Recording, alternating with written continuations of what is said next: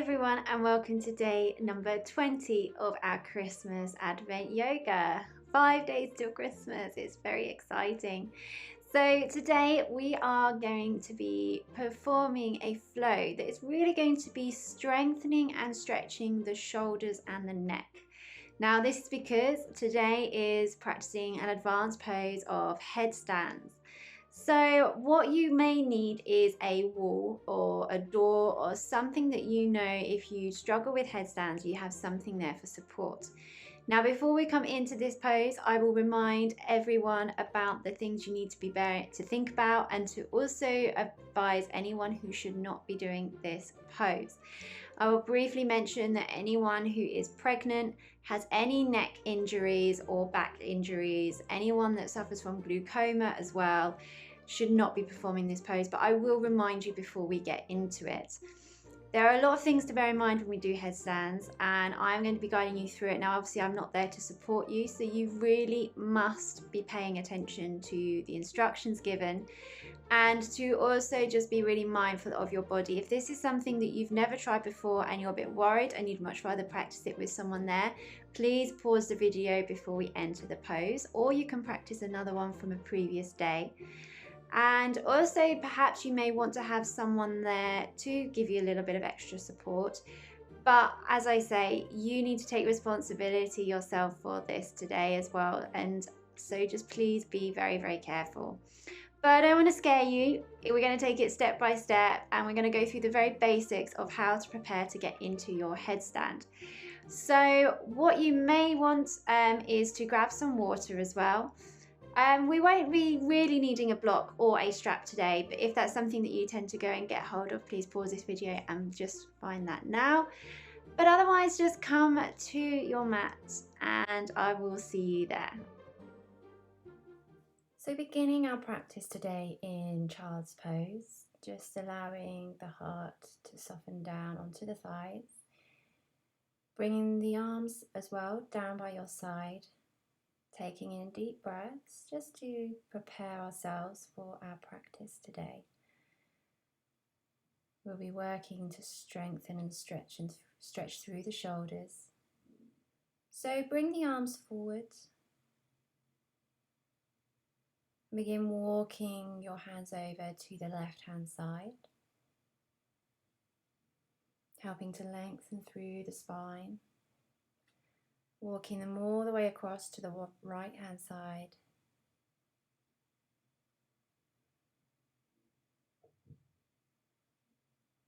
And then slowly bringing them back to center.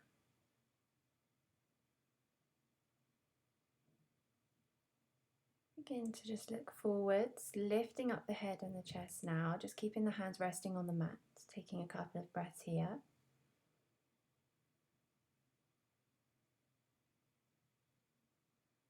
And then slowly come up onto your hands and knees, making sure as always knees are underneath hips and the wrists are underneath the shoulders, but bring the weight forward so you're coming into your supportive plank. Lower down, gazing forwards, tops of the feet gently pressing into the earth as you push up to your cobra.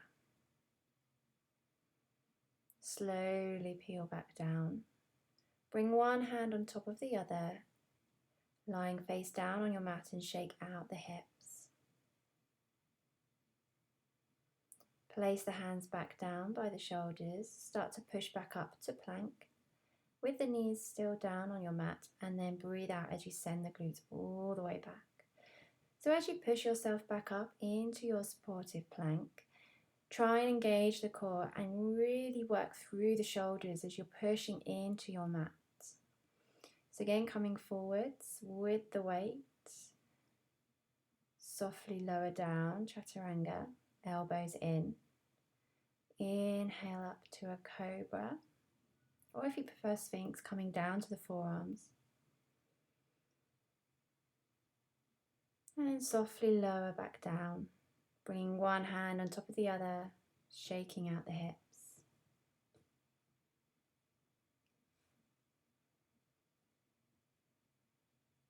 Begin to place one hand or both hands underneath the shoulders, push up to your plank.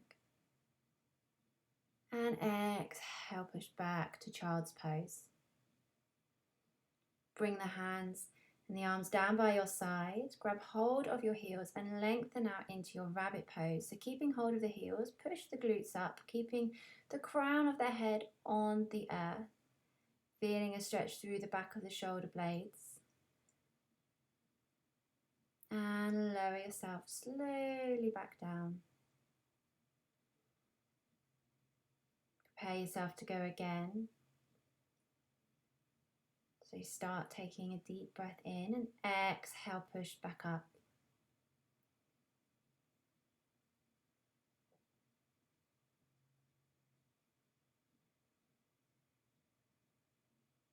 Maintaining this position for another few breaths and softly lower back down.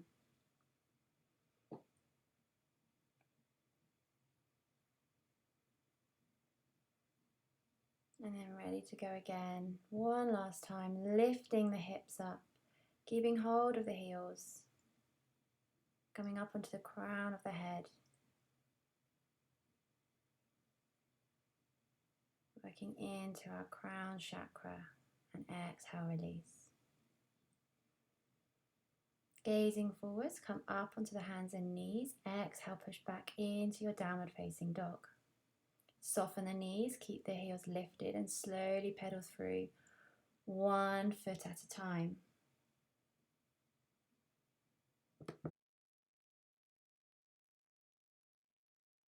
As you gently work through, lengthening out the back, begin just shaking out the head. And then drop down to the knees, untuck the toes. Come and sit back onto your heels. Hands just resting on the thigh. We stretch through the side of the neck, taking the right ear to right shoulder.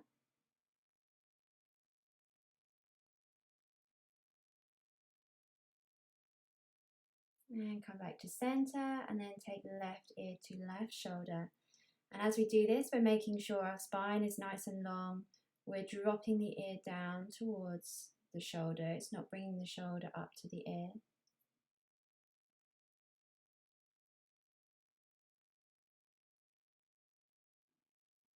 Come back to center, and we go over the other side.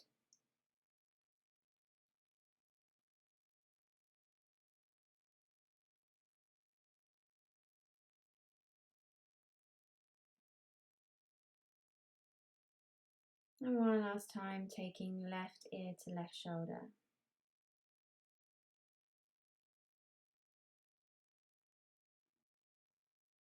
Coming back to center, just starting to work through just a half circle roll first. Dropping the chin down towards the chest, just gently rotating. And then taking it perhaps into a full circle without taking the head back. So just lifting up as you come back. And then going the other way, not taking the head back. Again, just rotating through the shoulders.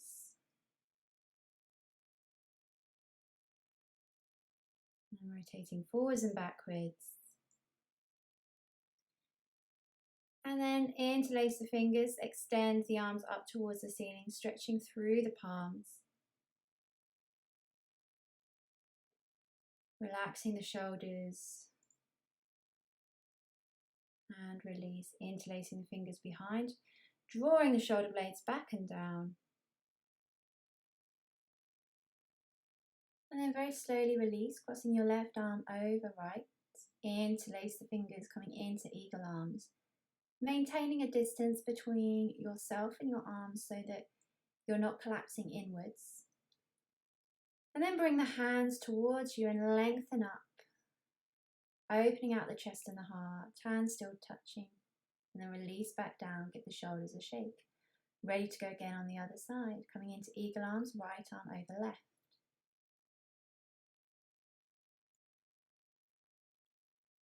And then rotate the palms in and extend up towards the ceiling. And slowly release. Perfect. Coming up now onto all fours. Begin working through cat and cow, so pressing into the floor. Coming into cat and dropping the stomach down into cow, and just working through this a few times.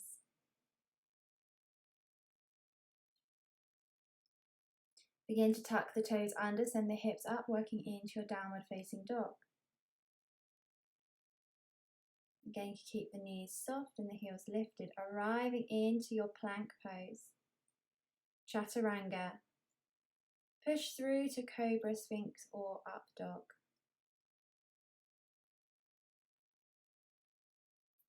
Exhale, push back into Downward Facing Dog.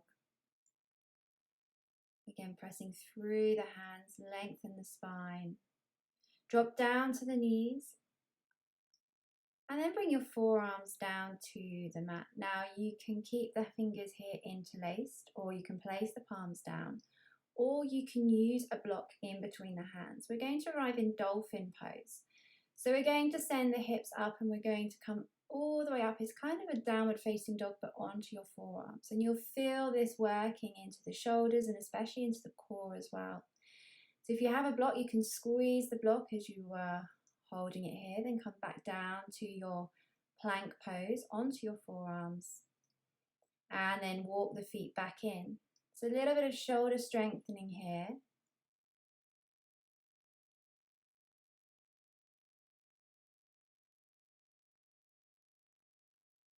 And then drop down to the knees and bring the arms down by your side. And you can pause the video and do that again. Or you can arrive back into rabbit pose like we did earlier, coming up onto the crown of the head. Lifting the hips up, holding the back of the heels and releasing back down.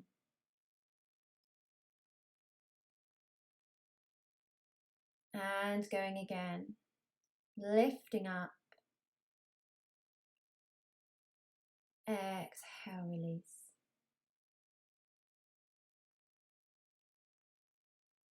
Slowly coming back up onto the back of the heels. Okay, so you can either stay here now with your eyes closed, just relaxing the mind, and perhaps perform some of your own meditation, or you can now begin to listen as you prepare yourself for headstands. So you do need to listen carefully to the instructions. Move yourself to a wall if you want some extra support so that you're not likely to fall backwards. So a headstand is a type of inversion, obviously bringing the heart above the head. And it's to benefit the cardiovascular system as well as the lymphatic system. And they also work many parts of the body too, obviously using your core, the strength in your glutes and your legs. And it's completely fine if headstands are not for you. It's important to really notice how your body is feeling. Perhaps you've never done them before and you wish to just begin by taking it step by step. So if you have any back, neck or shoulder issues, do not do the headstand. If you are pregnant as well, I advise you not to do this. If you are an advanced practitioner of yoga and you've already been doing headstands during your pregnancy, then that is your choice and your responsibility. But my advice is, if you are pregnant, you've never done them before, is to not do them. As earlier I also mentioned, if you have glaucoma or if you have any blood pressure issues as well, very prone to headaches and migraines, this perhaps isn't the pose for you to do. But with all this in mind, we can perform headstands safely if we are listening to the instructions and ensuring that we are just being really mindful of our body. It's important to not have the weight all in your head, so you do need to activate through the arms and the shoulders to help push you up. A lot of people think your headstand has your entire weight on your head. It should not. You should be able to lift your head off the ground. The weight should be held in the forearms or the hands, depending on which base it is you are doing. Also, make sure you control your speed, so we will not be kicking up into a headstand. That is the wrong way to be performing them. So move your mat to a wall now, or to a door, and come and sit back onto the back of your heels. And we will then start to be thinking about how to prepare ourselves for today. So just come forwards a minute onto all fours. Just make sure you have enough space. And what we're going to be doing is making sure that we hold our upper arms as we come down to our forearms. So as you can see here, I've looped my hands around my upper arms to provide me with this base. Now I'm going to be doing this on my forearms first. So begin interlacing the fingers, and you will start to see that you've got a gap there to place the back of your head. So the crown of the head is on the mat. And as you arrive into your headstand, you are also pressing against your fingertips. So you're not wanting to be on the front of your head. You're also not wanting to be too far back. It's the crown of the head that touches the earth, and you're using your hands to press against the back of your head. Begin to tuck the toes under and lift the hips up and walk your feet in as far as you can, so you're right up onto your tiptoes, and then slowly lower back down. Come into child's pose for a little rest. And we then go again, making sure we're always measuring, so holding the upper arms, placing the forehead down, lifting the hips up, walking those feet in. And you might want to start to just draw one foot in at a time. And this might be all you are doing today. So slowly bringing one foot in at a time, come back down to the knees and release. And I advise you to not do so many in one go, maybe do one and then rest. And come into child's pose whenever you feel ready to. Just take your time. Now, if you're wanting the tripod, this is when you're on your hands. You want to make sure you're creating that triangle position. So you're wanting to make sure that your elbows are above your wrists. As you can see here, your hands should not be placed anywhere where you cannot create a firm base. They shouldn't be in line with the head. They should be further away, so you've got your 3 points of your triangle. Coming up onto the hands and the top of the head, and again, exactly the same exercises of what we've been doing. Bringing one foot up at a time and then lowering back down. So as you can see, I'm creating that triangle pose, walking up and then bringing one foot up at a time. And I'm really pressing through the hands, activating the arms as well. And then lower back down into child's pose, give your arms a rest.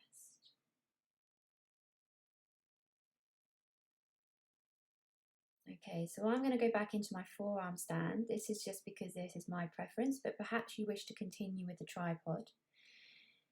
So arriving back up, we start to bring the feet in and curl up into a ball. This is the first stage, trying to find your balance, keeping in that tucked position and release back down.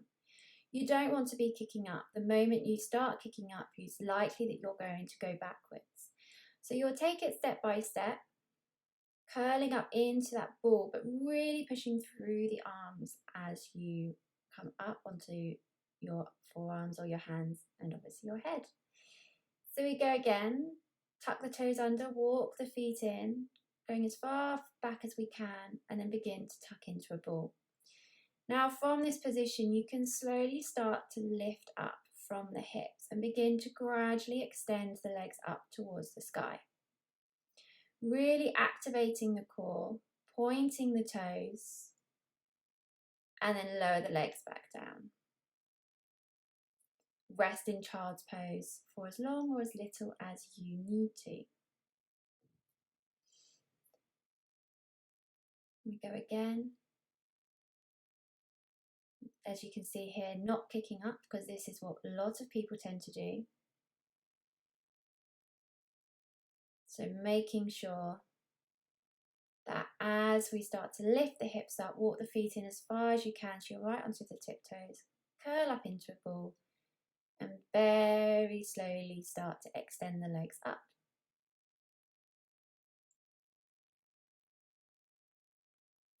lower the legs back down. Perfect. So it's really important, as I always keep saying, you should not be putting the pressure through the head. You do not want to compress the neck at all. The weight should be in your arms, shoulders, or hands as well. If you're interlacing the fingers, make sure that they are also quite firm, so you're really supporting the back of the head.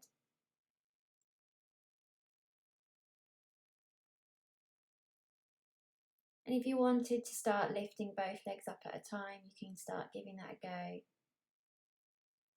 So coming back up, tucking the toes under, walking the feet in, tucking into a ball, and slowly extend up. If you're into your headstands, you can try different formations of the legs. So you can start coming into more of an eagle pose with the legs if you want to wrap one leg round.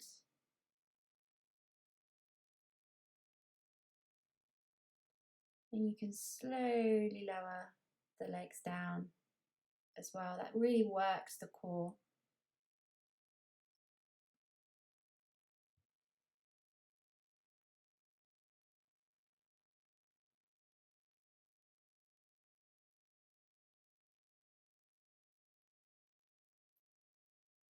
And then resting in your child's pose, we go again. Placing the crown of the head onto the earth, lift the hips up, walk the feet in. And this one, as you can see, it's starting to lift the legs straight up. That is rather a challenge of the core here.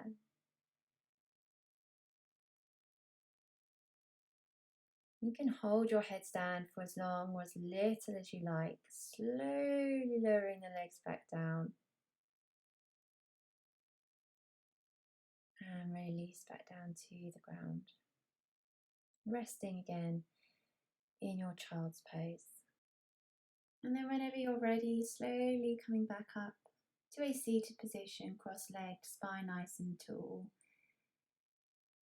Hands resting on the knees. So thank you ever so much for joining today. Feel free to take any pictures of yourself practicing your flows or your headstands. You can tag me in them, Young's Yoga, on Instagram. And I look forward to seeing you tomorrow. Namaste.